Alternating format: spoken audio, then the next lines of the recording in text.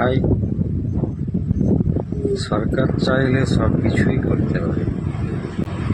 একটা বিবৃতি দেখলাম যেখানেতে আমাদের রাজ্য সরকার চাইছেন যে সমস্ত বেচারা সিভিক ভলেন্টিয়াররা আছেন দীর্ঘদিন যাবৎ, এই 10 বছর ধরে যারা কাজ করছেন সরকারিভাবে, এবং সেই সমস্ত সিভিক ভাইদেরকে বর্তমানে পুনরায় তাদের টেস্ট নেওয়া হবে এবং যারা আনফিট হবে তাদেরকে ডিসকোয়ালিফাই করা হবে। মানে ঠিকভাবে কাজ করতে পারে না, ঠিক যে কাজটা তাদের জন্য নির্ধারিত করা হয়েছে সেই কাজের উপযুক্ত নয়, তাদেরকে বাদ দেবে, এটা বুঝলাম। 10 বছর ধরে কিন্তু সেই ব্যক্তিগুলো কাজ করে আসছে, গত 10 বছর। এখন সরকার চাইলে তো সব কিছুই করতে পারে,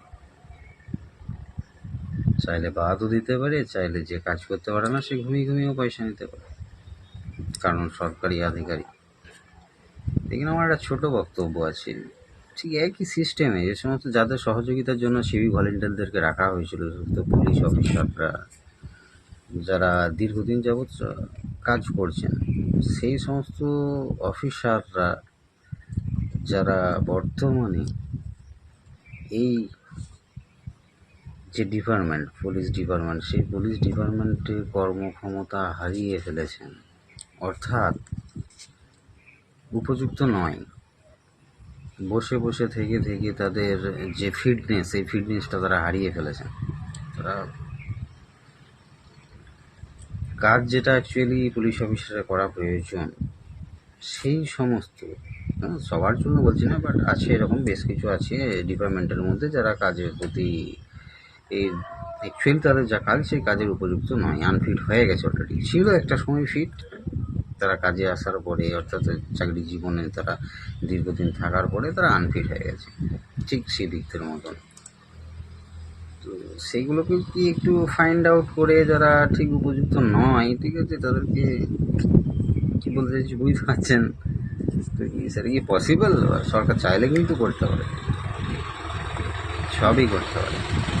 দেখার বিষয় আগে কি হয়, এটাও কি সরকারের নজরে আসবে।